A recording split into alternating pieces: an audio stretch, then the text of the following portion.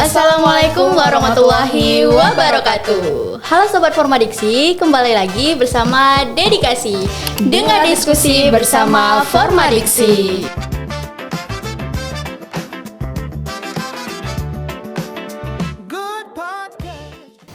Nah, bersama aku Nesya Putrilianti dan aku Catherine Zaino. Nah, di sini kami akan membahas seputar KIP kuliah. Nah, pasti teman-teman udah penasaran kan gimana alur pendaftaran KIP kuliah dan gimana sih keseruan kami pada hari ini. Nah, kebetulan kita sudah kedatangan narasumber yang sangat luar biasa nih, yaitu Kak Marsha. Halo. Ya. Teman-teman, Kak Marsha ini adalah Kepala Divisi Advokesma di Formadiksi Unri periode 2025-2026. Jadi di sini pasti teman-teman semua sebelum kita masuk kepada pembahasan lebih dalam tentang KIP kuliah, untuk Sobat Formadiksi atau calon dari Sobat Formadiksi sendiri yang sedang menjadi pejuang PTN saat ini pasti sangat confused sekali ya dengan apa yang kita hadapi dan akan kita hadapi ke depannya. Nah, di sini saya akan bertanya nih dengan Kak Marsha. Jadi gini Kak, banyak banget nih teman-teman yang udah klik finalisasi sama sinkronisasi terus langsung selebrasi. Menurut Kakak, emang perjuangan mereka ini udah beneran siap sampai di situ atau ini sebenarnya baru starting point-nya? Oke. Baik, kita bahas ya. Iya Kak. Nah, terkadang dianggap kalau udah finalisasi, udah tekan sinkronisasi, pasti selesai. Iya, gitu kan. Nah, terus udah selesai nih, tinggal nunggu udah aja. nih, dijamin nih, lulus nih gitu. Padahal pada nyatanya adalah seleksi KIP kuliah itu masih panjang. Dimulai dari kalian tentunya pastinya pendaftaran. Setelah selesai pendaftaran, nanti ada yang namanya sinkronisasi. Terus habis itu bukan berarti wah selesai nih, enggak. Ikhtiar dan doanya mana? Wajib ya Kak, wajib ya. Harus dong, karena seleksi KIP kuliah itu kan se-Indonesia, gitu. Bukan cuma nih yang calon mahasiswa di Unri aja, bukan yang calon di kampus yang ada di Provinsi Riau aja, enggak. Karena KIP kuliah itu kan se-Indonesia. Jadi kalau dibilang selebrasi setelah sinkronisasi, jangan dulu ya. Karena pada nyatanya untuk proses KIP kuliah itu sangat-sangat panjang. Karena mereka terkhusus yang SNBP gitu kan. SNBP harus nunggu lagi calon kawan-kawannya yang dari SNBT nanti, menunggu lagi yang dari Mandiri nanti gitu. Jadi mereka berpikiran kalau mereka udah selesai sinkronisasi selesai gitu, enggak dong. Mereka harus nunggu dulu nih. Iya, 2 jalur terakhir ini harus ditunggu dulu. Setelah ditunggu itu, baru nanti ada yang namanya verifikasi dari pihak kampus. Kemudian dikirimkan datanya ke pusat gitu kan, ke kementerian. Baru nanti di kementerian itu panjang lagi proses mereka gitu. Tapi kalau memang yang ditanyakan adalah apakah cukup nih Kak mereka dengan sinkronisasi, cukup, sebenarnya cukup. Tapi tidak cukup mereka berpuas dengan sinkronisasi itu aja, karena seleksinya masih panjang di pusat gitu. Berarti nggak boleh senang dulu nih. Iya, kita jangan harus senang banyak dulu dong. Nunggu-nunggunya ya Kak. Doanya juga jangan lupa. Jangan lupa doa guys. Doanya. Karena doa itu penting ya kan Kat. Iya banget nih Eca. Nah, kita masuk ke pertanyaan kedua nih Kak. Nah, setelah sinkronisasi, next stepnya apa sih Kak? Mending langsung gas cetak kartu sekarang atau mending sabar dulu nunggu pengumuman SNBP biar nggak mubazir? Nah, kalau untuk cetak kartu kartu KIP gitu kan, kartu formulir pendaftaran sebenarnya itu ya. Nah, kalau misal dia mau cetak nggak masalah sebenarnya gitu. Cuman kalau dibilang mubazir nggak mubazirnya, sebenarnya nggak mubazir sih, karena di sana nanti kan selama masa tunggu itu tadi mereka masih bisa nih perhatiin lagi. Oh iya, kemarin aku ngisi datanya ini ya gitu. Cuman ya walaupun memang nggak bisa diperbaiki lagi, setidaknya dia tahu gitu. Wah, peluangnya nanti bakal besar nggak ya, bakalan aman nggak ya gitu. Tapi setidaknya dia tahu nih gitu. Jadi kalau misalkan dibilang tunggu pengumuman SNBP dulu, enggak sih, jangan. Saran kakak. Karena waktu tunggu untuk menunggu pengumuman kelulusan di PTN gitu kan. Nah, biasanya orang kebanyakan mikir, udahlah tunggu aja dulu nanti baru diunduh. Nah, ujung-ujungnya kalau semuanya berpikiran kayak gitu, portalnya nanti down. Nah, ini sering terjadi Akhirnya Kak. dia nggak bisa unduh. Nah, setelah nggak bisa unduh, nanti pas verifikasi berkas SNBP, nanti berkasnya udah nggak ada. Jadinya susah. Dia harus mikirin gimana caranya lagi untuk dia bisa mengunduh kartunya tadi, gitu kan, sama formulir tadi gitu. Jadi sarannya kalau memang udah yakin, udah bener nih info yang dia masukin di setiap berkas yang di-upload di portal KIP, nah bagusnya diunduh kalau memang sudah sinkron dan sudah finalisasi gitu. Oke Kak, berarti langsung unduh aja ya Kat. Kita jangan nunggu-nunggu lagi agar portalnya juga nggak bermasalah. Nah langsung lanjut Kat. diunduh saja, Apalagi teman-teman. yang akan kita tanyakan? Kalau udah sinkron nih Kak, tapi statusnya belum centang hijau. Banyak nih teman-teman kita mungkin ngerasa anxiety dini gitu kan. Mungkin panik, khawatir. Bagaimana sih cara kita menanggapi kendala teknis seperti ini Kak Marsha? Bisa ditanggapi? Nah, kalau misalkan dibilang udah itu setelah sinkronisasi. Setelah sinkronisasi. Setelah sinkronisasi. Biasanya kalau dia sinkronisasi nggak muncul centang hijau kalau berkas udah lengkap gitu kan. Status berkas udah lengkap, biasanya dia bakal hijau gitu. Tapi kalau memang dia nggak hijau juga, berarti memang ada berkas yang belum lengkap dan ada yang salah tadinya dan tidak sesuai dengan berkas yang terdata di kementerian-kementerian yang lain gitu. Kan data kita ada nih satu data pastinya, entah itu di bagian yang mengurus data tentang keluarga seperti kartu keluarga dan segala macamnya gitu kan. Nah, kalau misalkan ada satu angka aja yang beda gitu dengan kakak lah gitu kan misalnya. Nah, dia nggak mau. Oh, bakal bermasalah Iya, ya Kak? dia bakal masalah. Dia nggak bakalan hijau centangnya di kelengkapan berkas gitu. Terus ada nih nanti diminta berkas misalkan yang diminta KTP orang tua, cuman nggak diupload atau diupload cuman buram. Nah, dia nggak mau gitu. Jadi memang benar-benar berkas itu harus dipastikan kualitas fotonya bagus, terus itu angkanya juga tepat gitu. Kalau semisal dia nggak dipastikan untuk lengkap gitu kan, kan ada tuh di portal KIP itu bagian atas status kelengkapan berkas. Nah, kalau dia nggak hijau semua, terkecuali yang prestasi ya, karena kan prestasi nggak setiap orang punya gitu kan. Nah, kalau nggak semuanya hijau, dia nggak bakal mau disinkronisasi gitu, nggak akan mau. Gimana pun caranya dia nggak akan mau dan tanda sinkronisasinya nggak bakalan hijau gitu. Nah, jadi pastikan, ya, Kak? iya pastikan dia status kelengkapan itu memang udah hijau semua, baru kita bisa sinkronisasi gitu. Nah, kalau misalkan panik, nggak usah panik gitu. Coba dicek satu-satu lagi, ulang lagi, coba dilihat lagi. Oh, ini berkasnya ternyata ada yang buram. Oh, ini ternyata fotonya belum aku masukin gitu. Nah, jadi jangan panik dulu. Intinya adalah pastikan kalau kawan-kawan itu nanti mengupload berkas yang sesuai dengan yang terdata di kementerian gitu. Jadi daripada panik nih teman-teman, lebih baik ketelitiannya. Iya, cross check lagi. Benar banget guys. Terus selanjutnya Eca mau nanya nih Kak. Eca ada dapat info soal perubahan mekanisme KIP kuliah di tahun 2026 yang bakal diterapin penuh di tahun 2027 nih Kak. Boleh spill nggak Kak poin-poin apa aja sih yang bakal berubah total dan biar teman-teman tahu nih bakal gimana nantinya. Nah, kemungkinan kemarin di tahun 2026 ini bukan 2026 ya sebenarnya, tapi 2025 kemarin. Untuk kakak-kakak teman-teman yang udah menjadi mahasiswa sekarang, ada perubahan yang namanya mahasiswa mandiri itu tidak penerima KIP lagi. Oh, berarti yang mandiri nggak bisa menerima KIP lagi ya Kak? Iya. Nah, dikhawatirkan itu akan berlanjut ke 2026 dan 2027 selanjutnya gitu. Cuman untuk sekarang kami belum bisa pastikan lagi nih. Karena kemarin sebenarnya setiap tahun itu juknisnya berbeda, kawan-kawan. Jadi kalau misalkan ada anak mandiri yang dengar podcast hari ini gitu kan, dedikasi kita hari ini, coba didengarkan baik-baik gitu ya. Bukan maksud kampus tidak memberikan kuota sebenarnya, bukan kampus. Iya. Dari pusat. Dari gitu. pusat emang kuotanya berkurang ya Kak? Kuota mandiri memang tidak ada, di juknisnya juga tidak ada. Jadi bagi kawan-kawan yang mandiri yang merasa sakit hati gitu kan, tidak lulus KIP gitu nih. Nah, kalau sakit hati karena tidak lulus KIP, dikira kampus yang udahlah kampusnya emang nggak mau dukung aku kuliah gitu. Enggak, bukan ya. kampus selalu mengusahakan. Bahkan dulu di masa tahun 2024 ke atas lagi, Iya Kak.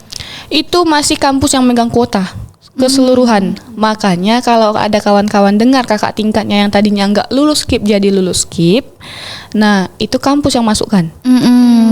Kuota masih kita pegang full. Berarti emang dari kampusnya yang Ya memasukkan. dulu, sekarang kemarin tahun 2025 itu kami juga baru baca juknis terbaru, dan kalau kami nggak menjumpai pihak kampus, kami juga nggak tahu nih.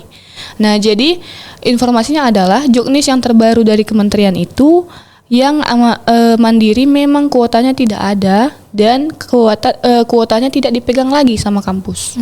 Memang langsung pusat yang menyeleksi, kemudian langsung dikunci.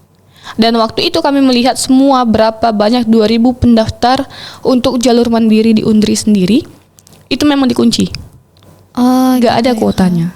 Nah jadi kenapa kemarin kampus bisa mengusahakan, itu pun yang lulus cuman sekitar 60 orang. Oh, dikit banget ya Kak. Iya, mandirinya dari 2000 sekian, cuman 60 orang yang diluluskan. Dan itu pun kenapa? Karena ya mereka menyeleksi lagi yang memang pemegang KIP dari SMA.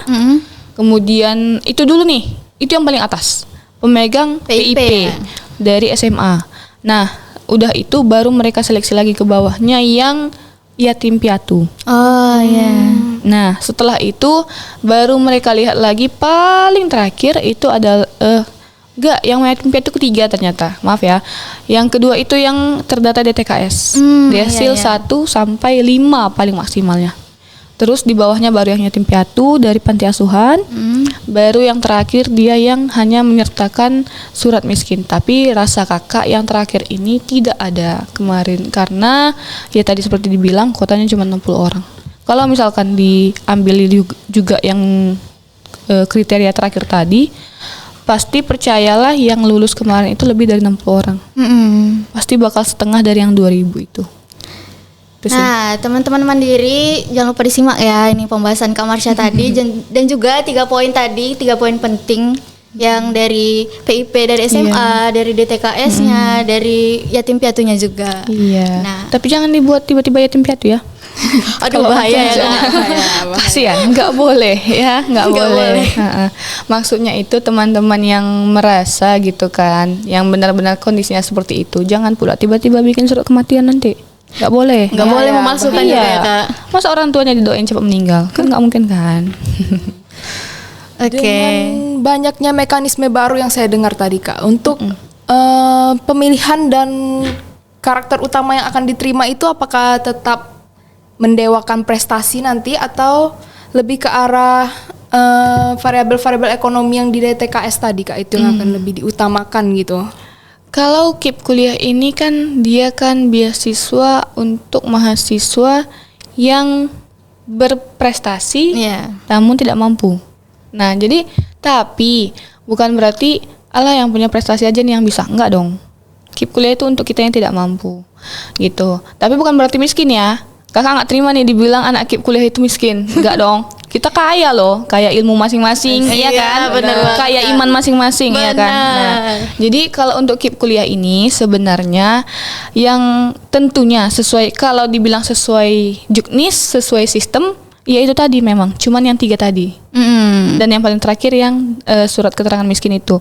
Jadi yang paling utama itu penerima PIP, kemudian DTKS, baru yatim piatu, kemudian baru yang SKTM. Itu dia. Tapi kalau dibilang prestasi, kan kita juga bisa sama-sama nengok nih di bagian portal KIP, ada yang bagian status kelengkapan berkas bagian prestasi, itu kan tidak wajib diisi. Iya Kak. Nah, jadi fokus kawan-kawan adalah tingkatkan nilai, karena kalau dia nggak jadi mahasiswa, gimana dia jadi penerima KIP kuliah, iya kan? Iya, Nah, jadi fokuskan juga nilai kawan-kawan untuk bisa lulus SNBP, SNBT, dan mandiri nantinya. Baru nanti kawan-kawan pikirkan gimana caranya biar KIP kita lulus gitu. Nah, jadi yang pertama bisa dibilang pengetahuan atau prestasi itu nggak bisa diduakan, tapi nggak bisa dibelakangkan juga gitu. Yang bagian ekonomi kita itu juga harus diperhatikan. Jadi kalau yang kawan-kawan mau daftar KIP kuliah, pastikan dari sekarang keberkasannya benar. Kemudian jangan nanti ada nih kadang yang di KK-nya itu status pekerjaan ayah wira swasta. Nah, dia merasa itu bahwa status pekerjaan itu udah rendah gitu. Iya Kak. Nyatanya wira swasta itu bagi orang kementerian itu tinggi kawan-kawan. Jadi itu harus hati-hati gitu. Diperhatikan lagi. Jadi selagi masih sempat mengganti kakak, silahkan diganti. Ganti dulu ya Iya, Kak. diperbaharui gitu. Jadi mungkin bisa jadi juga nih kayak gini. Pas waktu dia sebelum kuliah mungkin ayahnya memang wira swasta. Iya. Nah, tapi setelah dia mau masuk kuliah, mendekati waktu-waktu dia masuk kuliah, ternyata ayahnya udah nggak kerja di sana lagi gitu.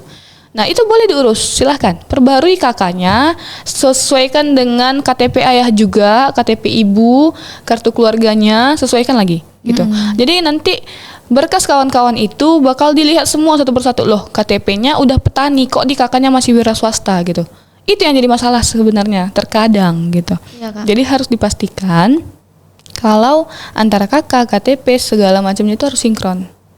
Nah, selagi masih sempat gitu kan, selagi masih sempat, terkhususnya juga untuk yang jalur SNBT nih, masih sempat nih rasanya Iya. Kak ya.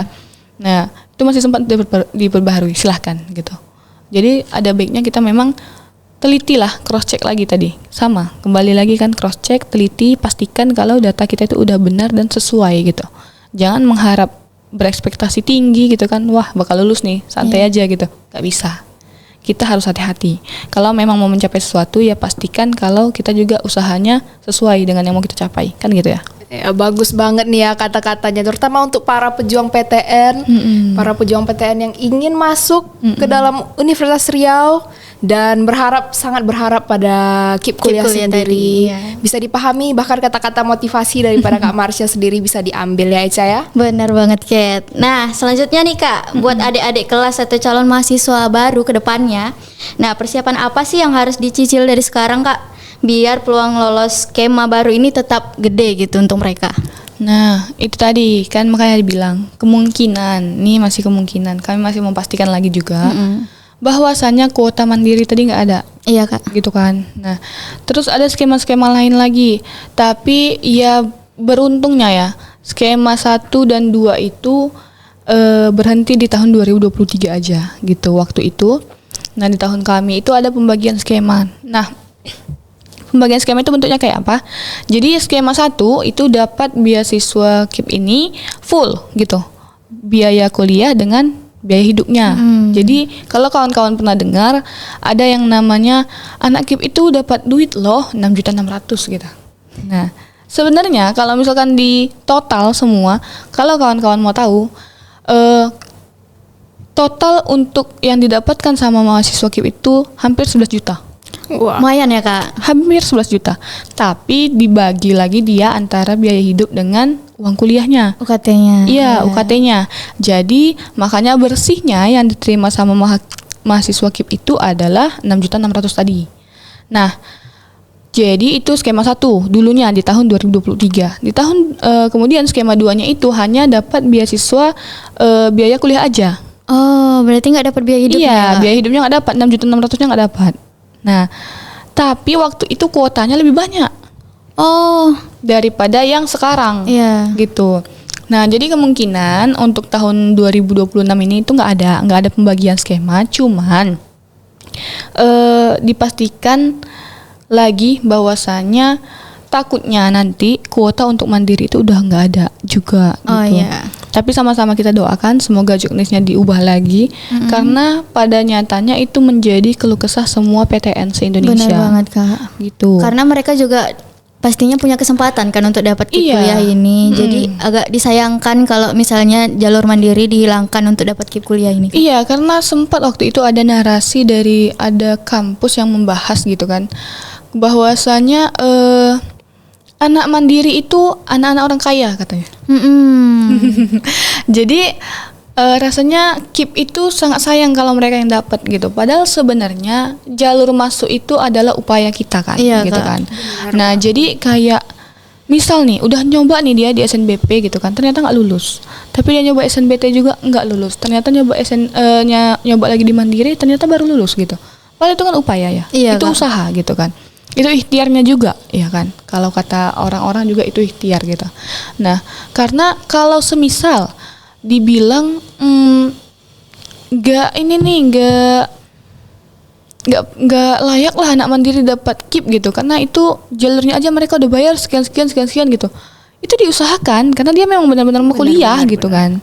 Nah, jadi kadang pemikiran yang kayak gitu harus dibuang, harus disingkirkan sebetulnya karena sangat-sangat disayangkan kalau yang mandiri tadi ini yang udah berusaha sebisa mungkin tapi malah dikecewakan karena KIP-nya nggak ada kuota gitu. Bener banget, Kak. Karena kalau memang dia mau di stop gitu kan, kuota untuk anak mandiri harusnya di stop dari awal. Iya. Ini masalahnya ada sinkronisasinya gitu kan. Iya. Nah, jadi kan rasanya kan orang masih sempat dong berekspektasi bahwasannya kuota itu ada gitu kan.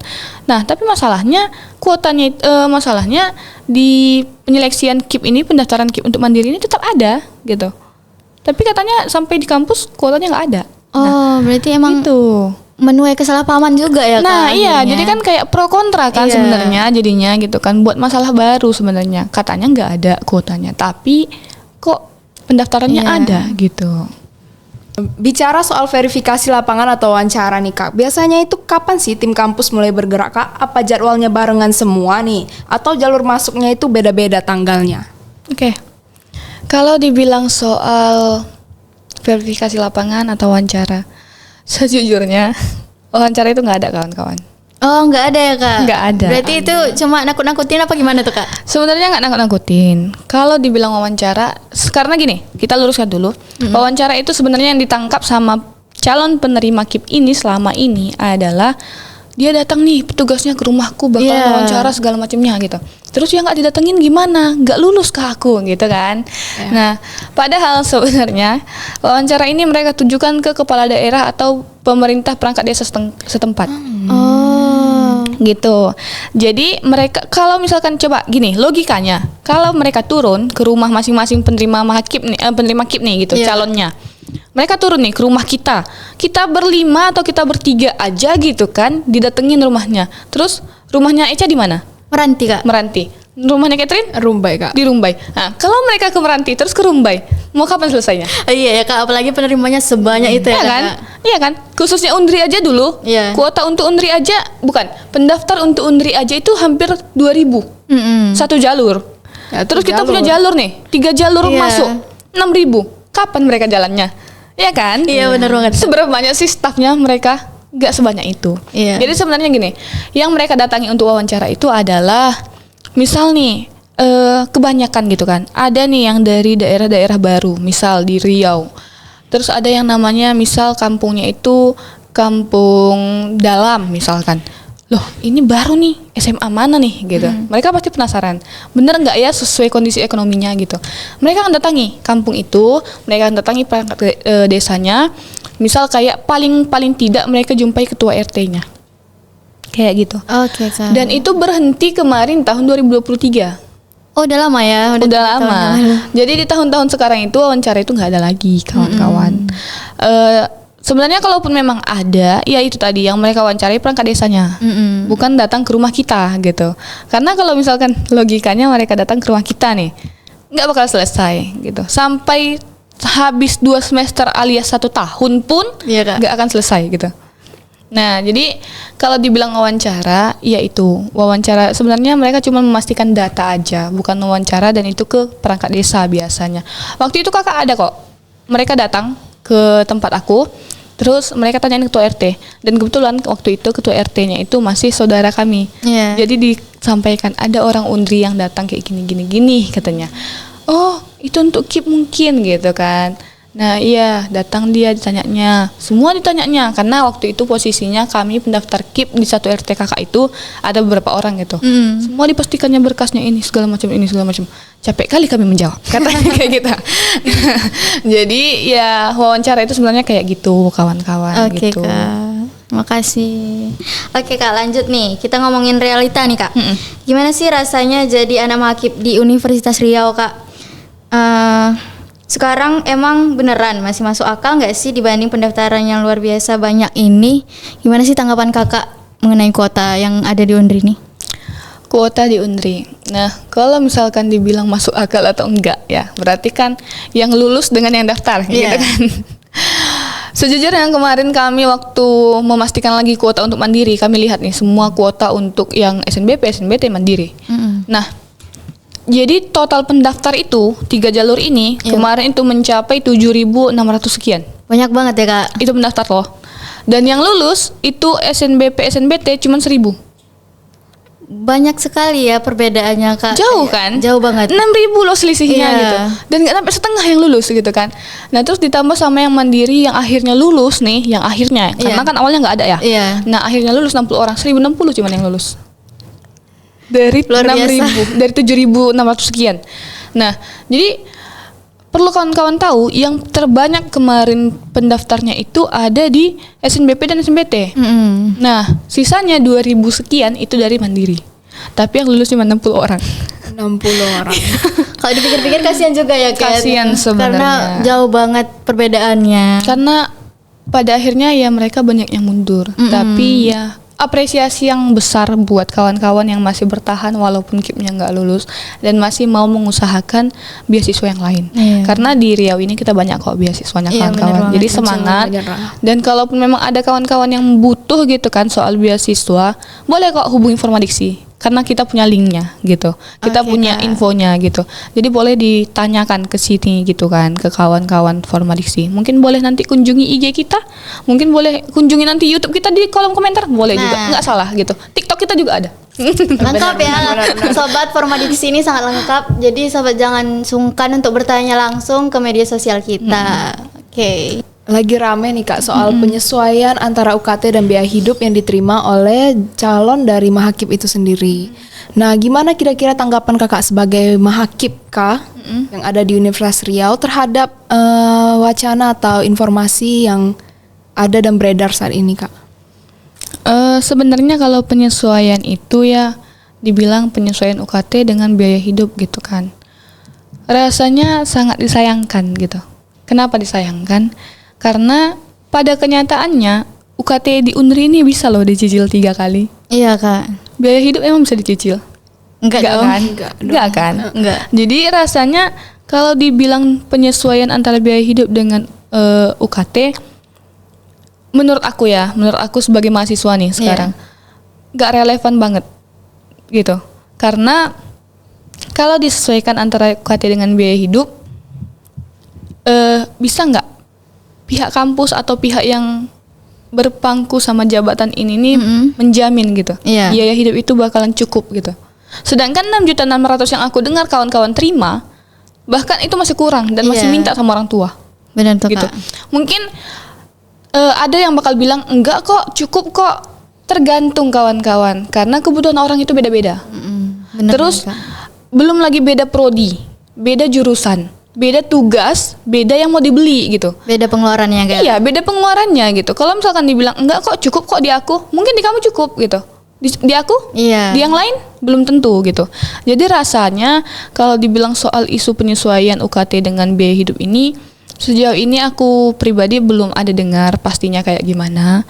Cuman kalau ditanya tanggapan setuju atau enggaknya, tentu aku pribadi enggak gitu ya. Karena aku pribadi skema 2 nih kawan-kawan 2023 kemarin yang dibagi 2 skema itu aku skema 2 dan aku mendengar kawan-kawan 2023 yang menerima 6.600.000 juga nggak cukup gitu. Iya. Kalau disesuaikan lagi misal nih disesuaikan karena sekarang ya KIP ini tadi kan aku bilang nih totalnya itu sebenarnya 11 juta, hampir 11 juta. Iya Kak. Tapi yang diterima bersih sebagai biaya hidup 6.600.000. Berarti ada sekitar 4 sampai 5 juta lagi yang ditahan sama kampus. Itu sebagai uang kuliah kawan-kawan. Oh, Jadi kalau gitu ya, disesuaikan dengan itu, apakah nanti kalau disesuaikan dengan itu, apakah nanti bakal cukup, gitu? Lalu kemana sisanya itu, gitu kan? Berarti kan nanti ujungnya, takutnya bakal muncul narasi-narasi bahwasanya, wah digelapin nih, Kak? Iya. gitu. Padahal sebenarnya enggak, gitu kan? Nah jadi kalau misalkan disesuaikan, perlu kawan-kawan tahu antara penerima KIP skema 1 dengan skema 2 di tahun kami itu UKT-nya disamaratakan. Berarti emang dari semua Iya. jalur disamaratakan Kak? Disamaratakan gitu. Nah, misal kalau di penyesuaian lagi gitu kayak yang tadi kawan-kawan tanyakan, ya berarti otomatis nanti penerima KIP yang fullnya gitu kan 6.600.000 itu bakal berkurang lagi Iya. dari 6.600.000, nggak bakal dapat segitu gitu. Mungkin bakalan sama dengan yang di kampus lain ada yang menerima 5.700.000, mungkin bakal kayak gitu. Kalau misalkan ada penyesuaian itu gitu. Oke Kak, nah terakhir nih Kak, ada pesan atau tips nggak untuk bertahan hidup buat teman-teman yang pengen banget masuk Unri? jalur KIPKA ini lebih tepat bisa survive nih dan berprestasi di tengah saingan yang sangat ketat pada saat ini, Kak? Nah, kalau dibilang motivasi, pertama, pastikan kawan-kawan yakin dengan jurusan yang kawan-kawan pilih. Benar. Itu yang pertama. Karena kita harus pastikan kalau kita lulus dulu nih. Iya. Lulus PTN dulu gitu. Jadi pastikan jurusan yang kawan-kawan pilih itu sesuai dengan hati. Jangan nanti udah sampai kampus, aduh aku salah jurusan gitu. Jangan ya. Karena kalau udah kayak gitu di awal, berarti kawan-kawan tidak akan siap melanjutkan untuk sampai akhir. Gitu. Pertama, tentukan dulu dan yakini bahwa jurusan yang kawan-kawan ambil itu sesuai dengan yang kawan-kawan inginkan. Dan kawan-kawan udah ngelihat nih prospek kerjanya apa. Gitu. Nanti kedepannya setelah lulus aku harus jadi apa, gitu kan. Terus yang kedua, untuk kawan-kawan yang ngerasa kecil, ya, ngerasa kecil karena bapakku kerjanya cuma kuli bangunan, bapakku kerjanya cuma jadi penyapu jalan, bapakku kerjanya cuma jadi pendodo sawit nih, gitu kan. Ada tuh kan. Nah, jangan kecil dong. Kan berarti kalau kamu mau kuliah, kalau kamu punya keinginan untuk kuliah, berarti kamu punya keinginan untuk mengangkat derajat orang tuanya, gitu kan. Nah, makanya tadi yakini jurusan ini, tahu prospek kerjanya, maka nanti kamu bakal bisa mengangkat derajat orang tua kamu. Berarti motivasi hidupnya harus besar ya, Kak? Harus besar dong, karena kan kalau misalkan enggak diyakini dari awal, gimana kamu sampai akhir, gimana kamu mengangkat dua orang tua ini, gitu. Oke, Kak. Terus yang ketiga, untuk keep kuliah. Itu adalah bonus kawan-kawan. Itu adalah bonus dari perjuangan kamu. Jadi jangan terlalu terfokus. Aku harus lulus keep kuliah nih. Harus. Nggak bisa kayak gitu. Pertama, kamu jalani dulu perkuliahan kamu sanggup atau enggaknya. Makanya tadi dibilang pastikan jurusannya sesuai yang kamu mau, gitu kan. Jangan yang terpaksa gitu. Walaupun ada pilihan 1, 2, 3, 4. Tapi pastikan dari yang keempat kamu pilih itu tadi, itu memang benar-benar ada loh, setidaknya 5% lah keinginan untuk masuk situ gitu. Nah, jadi kan ada keinginannya gitu. Nah, jadi pastikan dulu itu tadi gitu. Jadi ingat, jangan terlalu terfokus sama KIP kuliah. Jadi nanti kalau udah nggak lulus KIP kuliah, ternyata kamu jadi berkecil hati, kamu mundur segala macamnya, kamu keluar dari kuliah. Yang pertama, kamu akan mengecewakan orang tua. Itu yang paling utama. Orang tua kamu yang bakal kecewa karena dia lihat kamu sudah seberjuang itu untuk lulus kuliah gitu kan, masuk ke PTN gitu kan, tapi karena nggak lulus KIP kamu memilih mundur, dia juga bakalan sakit hati, dia juga bakalan ngerasa kecewa dan merasa gagal sebagai orang tua. Jadi intinya adalah sebelum kamu melangkah, ingat orang yang di belakang kamu berdiri mendukung kamu siapa, gitu. Karena ketika kamu mengingat mereka, maka langkah kamu ke depan akan lebih ringan. Oke, Kak, keren banget motivasi dari Kak Marsha ini ya, Kate. Thank you so much buat Kak Marsha yang udah datang dan memberikan kami banyak sekali insight-insight positif ya, Kak ya. Untuk para pejuang PTN juga semangat, adik-adik semangat. Kami tunggu kalian di Universitas Riau tahun 2026 ini. See you next time di dedikasi berikutnya. Formadiksi, satu hati, satu tujuan, meraih impian.